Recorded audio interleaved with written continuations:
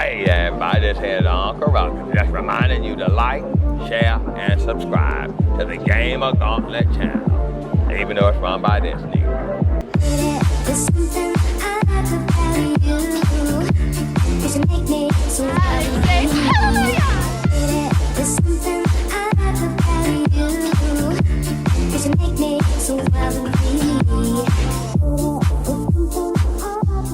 What's going on, my GamerGauntlets? And today I'm going to talk about my top 10 PS Vita games.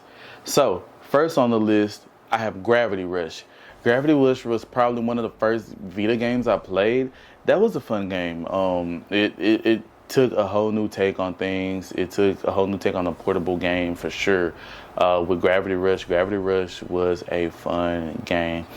Between you losing your memory, trying to remember your memory, trying to figure out why you have these powers and these abilities to control your gravity, not everybody else's per se gravity, but your gravity, how you can go from floating into the air to coming back down and controlling the gravity and being back on the ground and walking around. And it was fun, especially like the aerial battles that they added on there. It was most definitely fun to play those type of games on there. And then what was her name, Crow or Raven on the game, was the person that also had the same abilities as you.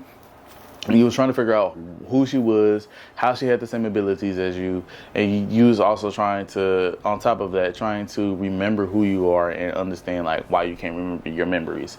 So that for sure was probably one of the fun games on the Vita that I first started playing and got introduced to. Next on the list, I have the Lego Movie, the video game, my bad. The Lego Movie, the video game is what I had on the list. Everything is awesome. Everything is cool when you're part of a team. Everything is awesome. That game, first off, that movie was a great movie. Like, that was a good movie, really good movie. And to play the game was even more fun. And then to have the game on a portable was even better. I think is it digitally download? I don't have a PS Vita no more, which that's another gaming console I need to go get. I do have the PS TV, which a lot of people don't know about, but it's just a smaller than this phone, and you can hook it up to your TV and play it.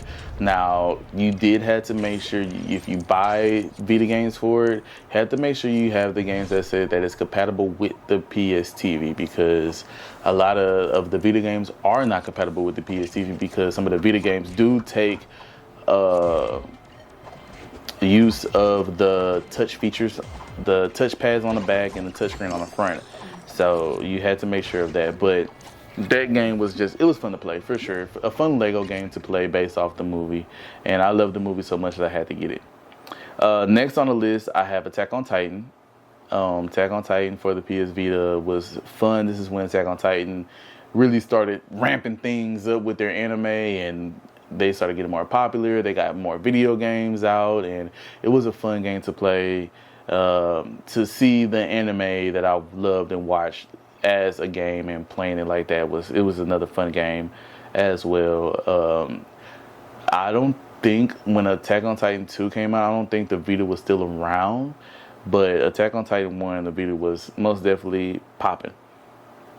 Next on the list, I have Octopus Trip and Undead and Undressed. That game is a fun game. It's a fighting game, a RPG game for sure, like kind of open world. It takes place in Akihabara, and you are sick. You're sick, and you're trying to find a cure.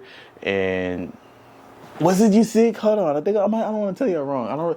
I just remember that you are going around, and I remember the story starts off, I believe you're sick or something like that, and or somebody in your family is sick, and you're trying to find a job to get money to find a cure or to help them out.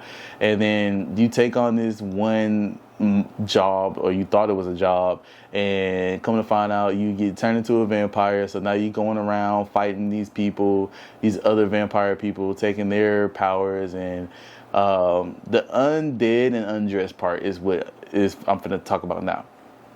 you're undead, so of course, like, you know, vampires, you're undead type stuff. So vampires can't really die like that unless you stacking through the heart or the sun. Well, this right here, he could walk around in the sun. And I really didn't understand like the true powers of him, but he could walk around in the sun. The undressed part is the funny part of the game, where when you fight people, their clothes they like start ripping off of them, and when you finish them off, sometimes you finish them off by destroying all their clothes, so they're running around like they're naked basically. So that, I don't know, it was a cool little fun game, and that's what got me to the Oculus trip. They did make a second game way past the Vita. It did get on the PS4. So if you haven't played Oculus Beat, and if you want to play Oculus Trip, you don't have to play both of them, but to understand the story, I would say play Oculus Trip Undead and Undressed first to understand the next one.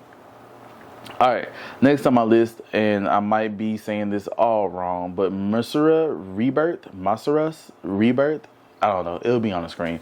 But that game was another fun game to have on the Vita as well, because that was also probably one of the first games I also bought on the Vita as well. Nice side scroller game. It was very fun, very relaxing to play. Two different stories as well. So I only beat one story. I never beat the second story of the game. But it's a fun game to have and play. You're going around as this one shinobi ninja person, and you're just trying to beat these like evil spirits that took over something. And I really don't remember what they took over, but they took over something, and you're just trying your best to beat them. Next up, and these names, I'm finna butcher the rest of these names, but Token, the Age of Demons. Basically take Monster Hunter and change it up around, make it a tad bit better, and you're fighting demons. You got transported to the time of demons, and now you are going around, A, trying to get back into your world, and B, you're just going around fighting these demons, and you're now a demon hunter. And the game was pretty fun, because at the time frame I hated Monster Hunter, and I still kind of dislike Monster Hunter to this day. But back then I hated Monster Hunter because I was like, bro, y'all could do so much better with the mechanics. And this game basically said, let's make Monster Hunter and turn it into demon form with better mechanics, and it did a great job.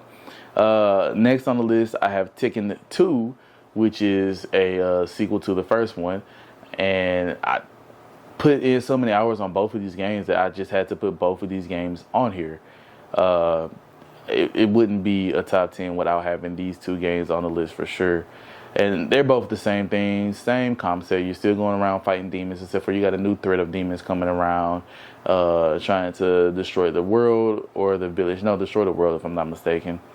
Next on the list, I have Shinran Kaguya.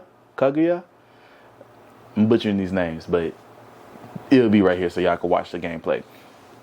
This is what made me convert over to this type of game, because it was a fun game.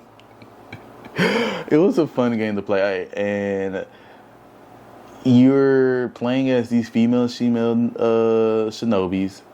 all raised by some old man, their grandpa, and they're all trying to keep the legacy of their family going. And so you have the good guys, and it's different schools. So you have the good shinobis, the bad shinobis, and then you have like these neutral shinobis who are kind of like the vigilantes, who kind of does both. They do good and bad. And this game was most definitely fun. And I'm gonna talk more about it. But I'm gonna also, the next game on the list, and they're both the same, that's why I'm putting these two together. The next game on my list is Shirin Kaguya Shinobi's Versus. Same game. The first game was just giving you introduction of all the characters and what's going on. And the second game is showing off more characters, more of the Shinobi characters that's in the game. What made this game so much fun is if you had the Vita version of the game, and this game is compatible with the TV, but the Vita version was definitely more fun, because if you had the Vita version of the game, you can, like, I don't know, little me playing the game, tapping the touchscreen, because you can tap the touchscreen and like make their titties bounce and stuff, and like you can hit their butts and it's like slapping their butts, and they're like, oh my gosh, don't stop, please, oh no.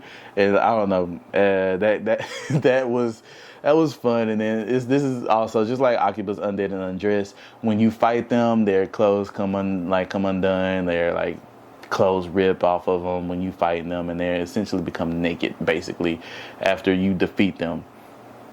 So that game was definitely a fun game. Those games were fun games to play, especially to have on the Vita for sure. The last game on my list is hands down the best Vita game ever. The best Persona game ever. Persona 4 Golden, hands down, is the best. I don't care what nobody say. Y'all can come at me in the comment section down below. Don't get me wrong. I love Persona 3. I love Persona 5. I love all the Persona games, but 3 is hands down the best Persona game ever, and nothing will change my mind. Nothing will change my mind with that. I mean, you can't beat it. You can't beat that game. It's the soundtrack is amazing. The story is amazing. You can play that game multiple times and not get bored. I have so many hours of that game on my Vita to the point to where it's crazy, y'all.